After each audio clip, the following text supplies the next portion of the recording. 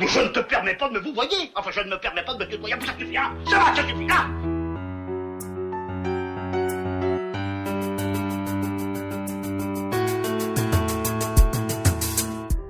Bien le bonjour, bien le bonsoir, l'instant Pur Cinéma, le podcast cinéma de Cholet. Je reçois aujourd'hui Chakib Taleb Bendiab, réalisateur du film Alger. Chakib, bonjour, comment vas-tu ? Merci pour l'accueil, merci pour l'invitation, bonjour à tous. J'ai deux surprises pour toi. Écoute, je vais te proposer de découvrir la toute première maintenant. Je te laisse écouter, c'est un message audio. Chakib, merci de m'avoir fait confiance et de m'avoir offert un si beau rôle.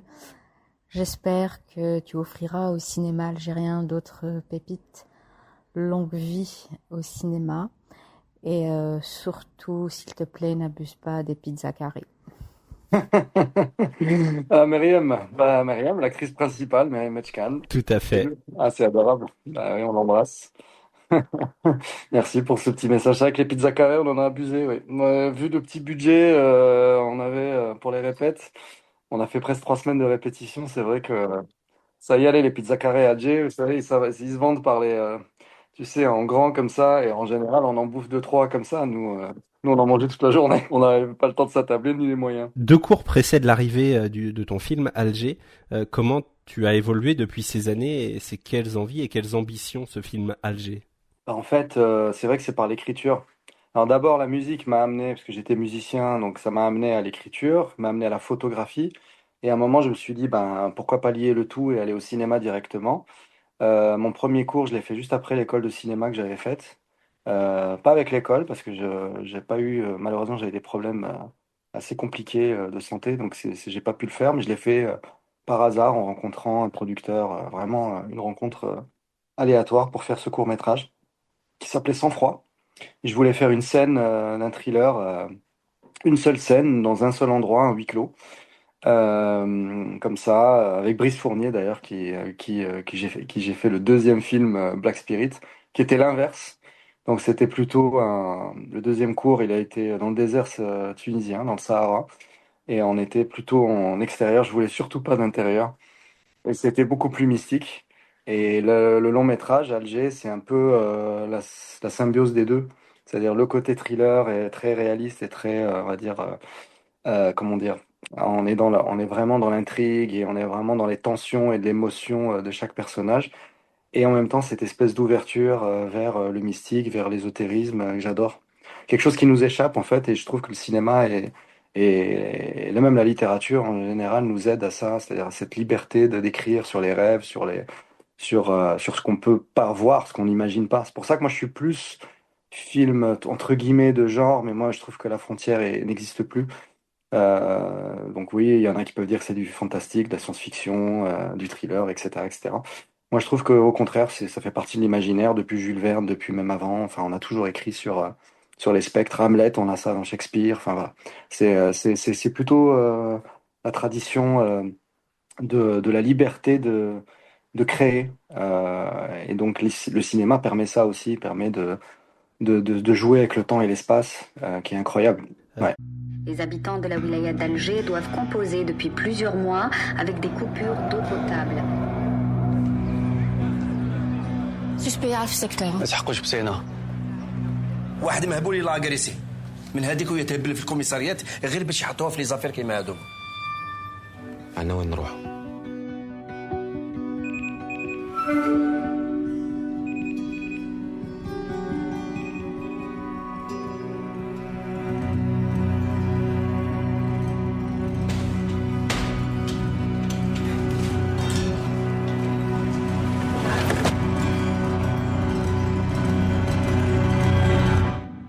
Ambiance tendue, saisissante, tous les personnages sont sous pression. Tu dépeins un Alger sombre, en proie aux prédateurs. C'est une vision qui se rapproche de la réalité selon toi ? Alors, je dis souvent, parce qu'on a fait beaucoup de tournées avec ce film, hein, ça fait plus d'un an qui dure. On l'avait sorti en Algérie en décembre 2024. Après, bah, il ressort le 24 octobre en Algérie d'ailleurs, parce qu'on a beaucoup de demandes. Il est sorti au Canada et on a fait une vingtaine de festivals dans le monde entier, de l'Inde au Canada, bon bref, aux États-Unis, etc. On a fait vraiment le tour du monde, à la Suisse, partout. Et Famec, là récemment, en France. En gros, enfin, moi je pense que c'est d'abord comment dire, le film en fait ne dépeint une réalité d'Alger. C'est pas la réalité. Sachant que c'est de la fiction, bien sûr, inspiré de faits réels, mais je dis souvent que moi j'ai une approche un peu réaliste du cinéma. J'aime bien aller très très très très loin dans la véracité des faits. C'est pour ça que tous les personnages ont un backstory, c'est-à-dire qu'ils connaissent leur histoire d'avant, qui n'est pas dans le film. Ce qui limite en fait le dialogue pour vraiment mettre en avant le jeu d'acteur. C'est-à-dire, je voulais faire vraiment rendre un hommage à tous les comédiens algériens qui ont tout vécu, qui ont vécu la décennie noire où ils n'ont pas pu jouer, où leur salle de théâtre était fermée, les films il y en avait moins, il y en a toujours pas assez à mon goût, les salles de cinéma étaient fermées, donc on ne pouvait pas exprimer l'art et tout ce travail-là qui était pour moi du gâchis de ces grands comédiens et en général ces techniciens. Et donc en fait on a raconté une histoire algérienne d'Alger euh, qui va des bas-fonds jusqu'aux étages.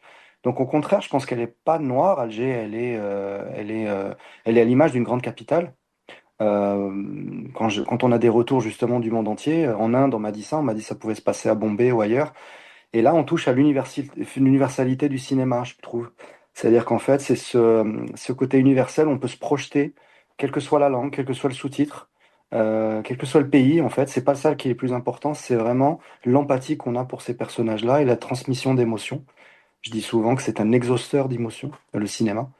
Et c'est pour ça que c'est une vision d'Alger dans un moment précis, 48 heures, où tous les personnages sont algériens, ce qui change, qu'il n'y a pas une projection aussi de l'Occident vers ces pays-là aussi, c'est ce qui a fait la différence en fait pour le succès de ce film, notamment aux États-Unis quand on a gagné le Grand Prix, c'était un peu la qualité qu'on nous avait donnée, c'était vraiment de parler par des Algériens qui ont ces problèmes-là, et ils existent encore, pour des Algériens. Ce qui fait que tous les personnages sont algériens et de tous les échelons sociaux de la société algérienne. Et donc forcément, bah, vu qu'Alger est le personnage principal, ça va des étages au bas-fond.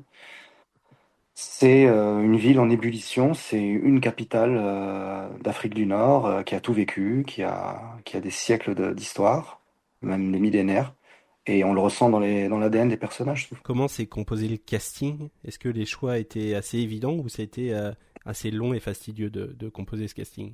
Bah, il y avait personne qui avait le rôle d'office en fait. Moi, j'ai jamais, je travaille jamais comme ça. Je pense qu'il faut. C'est pas une question de bon acteur ou mauvais acteur. C'est une question de comédien qui comprend en fait le sens de son rôle, voilà, qui rentre dans ce personnage-là le mieux. C'est pour ça qu'il n'y a pas de bon ou mauvais acteur. Ça, on va pas faire le sketch des inconnus, le bon et le mauvais chasseur, mais pas loin. Mais c'est vrai que c'est comment on rentre dans la peau du personnage facilement, en travaillant ou en ayant déjà la connexion avec ce personnage. Après, la deuxième difficulté, c'est vu que c'est un film qui tient quand même sur quatre personnages importants, il fallait que les quatre soient vraiment en osmose entre eux, ils soient en équilibre entre eux. Et là, c'est encore difficile. Si j'avais vraiment casté un par un, je pense pas qu'on aurait réussi. Il fallait justement essayer des combinaisons. C'est pour ça qu'on a fait beaucoup d'essais. Après, quand c'était réglé, c'était lancé, on a fait beaucoup de répétitions, ce qui est assez rare en Algérie de faire presque un mois de répétition. On a eu aussi une immersion, pour répondre à ta question d'avant, c'est que on a réussi à avoir l'autorisation de la brigade des mineurs d'Alger qui nous a laissé rentrer en fait dans la brigade. Ce qui fait qu'on est resté presque 2 jours avec eux. Moi, j'ai eu accès aux dossiers criminels, on a eu accès aux interrogatoires, on a eu accès à tout ce qu'ils faisaient comme enquête, leur intervention et la difficulté du métier. Et c'était géré par des commissaires femmes. Alors moi, j'aime pas trop m'attarder sur le côté homme-femme parce que je trouve que notre génération a dépassé ça. Mais malheureusement, on a des questions et on a des clichés qui perdurent, notamment en Europe. Pourquoi une femme toute seule dans la ville, etc. Et j'ai souvent ça comme question. Mais oui, les femmes, les salaires sont égaux en Algérie depuis 62, parce que c'est le socialisme et que ça a toujours existé. Et s'il y a eu le droit de vote très facilement, je veux dire, il faut pas non plus croire euh, que les femmes sont persécutées. Enfin voilà, bref, il faut pas retirer ça. Quand vous êtes dans une grande capitale comme ça, oui, il y a des portables, oui, les routes sont goudronnées, oui, il y a des satellites, oui, il y a des criminels, oui, il y a des enquêtes policières de haut niveau, il y a de la police scientifique. Donc oui, on est obligé de le redire, mais c'est vrai. Ils font leur boulot, ils ont les techniques les plus modernes qu'on puisse trouver. Il y a l'ADN, il y a tout. Et il y a des psychiatres qui les aident, il y a des commissaires qui gèrent en fait ces brigades-là, notamment la commissaire de la communication de la police, hein, qui est une femme aussi.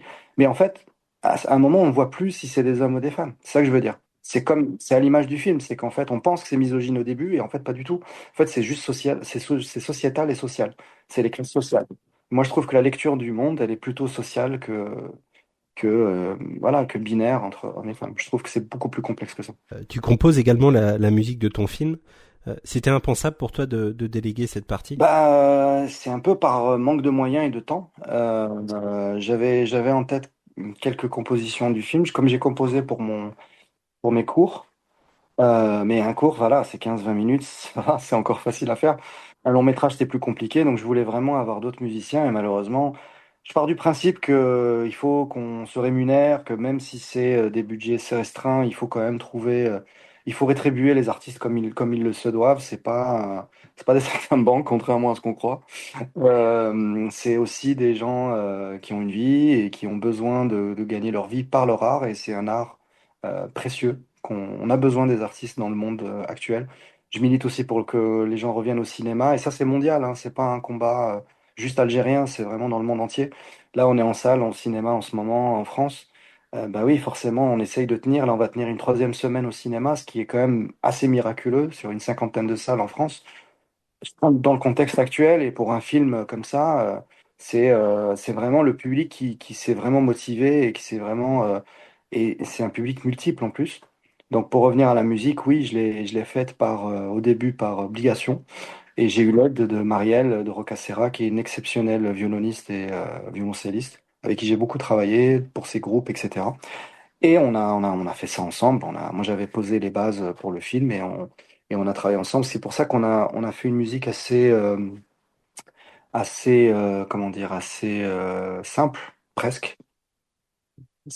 Sobre, voilà. C'est ça. On a deux instruments, en fait. On a guitare, violon et le violoncelle qui arrive de temps en temps. On joue avec des effets sur les instruments qui sont acoustiques. Et j'adore ça, revenir vraiment à la base, vraiment de la musique. Et l'idée, c'était vraiment les pulsations de la ville. C'était vraiment de ressentir en fait la ville comme un personnage, comment il s'exprime.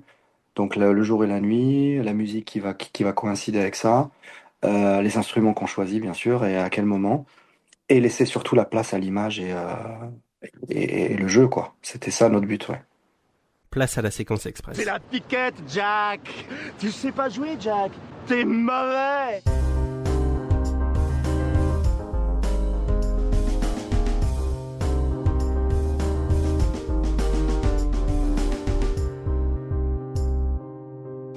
Quelle scène de cinéma t'a marqué à jamais? Moi, c'est la scène de Yojimbo, qui s'appelle Le garde du corps en français, de Akira Kurosawa, où il est tout en haut du perchoir, et qu'il y a les deux groupes qui s'affrontent, un à droite, un à gauche, et le plan est exceptionnel.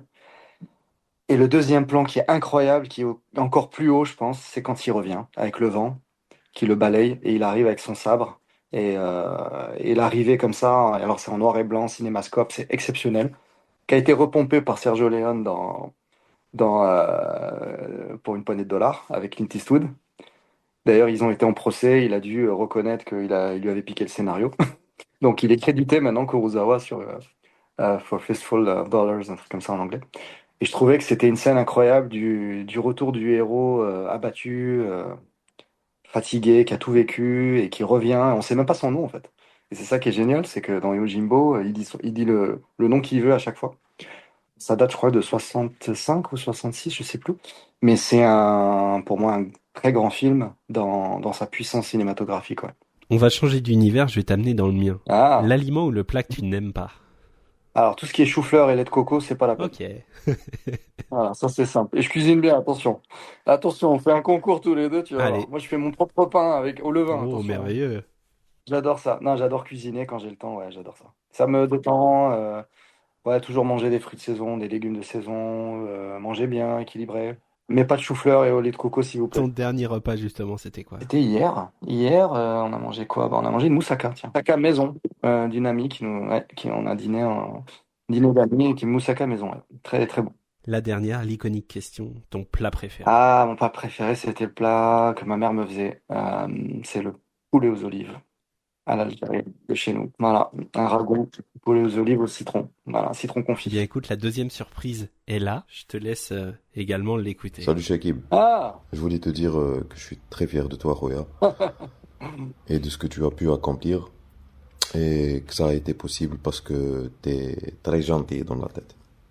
Voilà. Ali Namous, Également acteur mon- sur ton comme film. mon petit frère, ouais. C'est un acteur dans le film et incroyable rencontre aussi avec Ali, avec Mriem, avec Nabil Asli, avec Hichem Sbar, vraiment, et tous les autres comédiens, il faut tous les citer parce qu'ils sont incroyables. Et Ali a été, ça m'a touché que Ali me fasse confiance comme les autres, parce que c'est des comédiens à fleur de peau qui ont beaucoup donné, et souvent on voyait pas leur travail ou ils voyaient pas vraiment.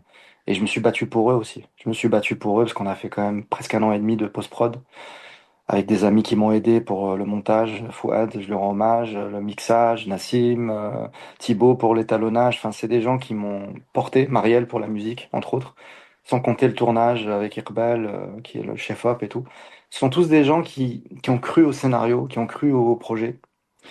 Et en fait, à un moment, on est seul après le film. Il y a une descente d'adrénaline parce qu'on est dans le tournage, on a fait tout ça en 27 jours. On faisait des journées de 8, 9 heures, 10 heures. Eux, ils arrêtaient pas de courir d'ailleurs, avec Ali, Hicham, Nabil, tout le monde. Tout le monde se donnait à 500%. Tout le monde ressortait vraiment des émotions très profondes parce qu'ils vraiment ils ont tout donné à l'image. Après, à la post-pro, on se retrouve seul. Alors après, on a ce soutien-là qui arrive, qui fait du bien pour finir le film, quoi. Parce qu'on n'avait plus les moyens de terminer le film. Donc imagine la frustration d'a- d'avoir tout dans ton petit Mac là, parce que tout a été fait sur un petit Mac, le son, la musique, le mixage, le montage, enfin le montage surtout. Et en gros, rien n'est possible si on n'a pas des gens qui nous portent, quoi, des gens qui croient en nous. Et je suis fier d'eux aussi, hein, et quand ils me disent tout ça, vraiment, ça me fait quelque chose. Ça m'émeut parce que je l'ai fait aussi pour eux. C'est-à-dire, je leur devais de leur rendre cette confiance en finissant le film le mieux possible, avec la meilleure qualité possible. Après, j'avoue que ça a explosé, on s'y attendait pas. La nomination aux Oscars, les prix. Moi, je voulais surtout la sortie en salle en Algérie. C'était le truc que je voulais absolument. En France, je savais que ça allait être dur, et on a réussi quand même. Au Canada, c'était incroyable parce qu'on pensait 1 semaine, 2 semaines, rester au moins 1 semaine ou deux. On a fait quand même 10 semaines, pratiquement, anglophone, francophone. Et forcément, ça veut dire que d'un point de vue cinématographique, le film, ça a touché des gens, a ému des gens. Et ça, c'est la plus belle gratification parce que ça, je leur dois à eux. Et je me suis battu jusqu'au bout avec eux, pour eux, en fait. Et c'est vrai qu'ils m'ont porté parce que s'ils étaient pas là, je pense pas que j'aurais eu la force de finir. Merveilleux, le message de fin est magnifique. Voilà, je remercie infiniment Meriem et Ali qui ont gentiment accepté et très rapidement accepté de te laisser ces petits Adorable. messages. Bah, merci et n'hésitez pas à aller toujours en salle. Le film est en salle encore. Il est sur Allociné. Toutes les séances sont en ligne en France. C'est grâce à vous qu'on tient et c'est grâce à vous qu'on peut tenir encore plus longtemps. Donc le bouche à oreille est super important et des gens comme toi, c'est encore c'est précieux. Donc voilà. Jackie, merci pour ton temps, merci de t'être prêté au jeu. Écoute, je te souhaite une bonne continuation et je l'espère à très bientôt. Merci à toi, merci beaucoup. Bientôt tout le monde. Et y a quelqu'un? Non, y a personne. Ah bon? Je vous l'avais dit que vous me le paieriez. Payeriez. Je vous l'avais dit. Désarmez-les et récupérez Nico. C'est pas moi. C'est qui alors? J'ai vu, je sais qui c'est, mais je dirai rien. Vous savez découper une sole, un loup, un turbo. J'ai des notions mécaniques. Bon, tout le monde règle sa montre. Sur quelle heure est-elle? 14h12. Midi 5, parfait. Arrivée d'air chaud.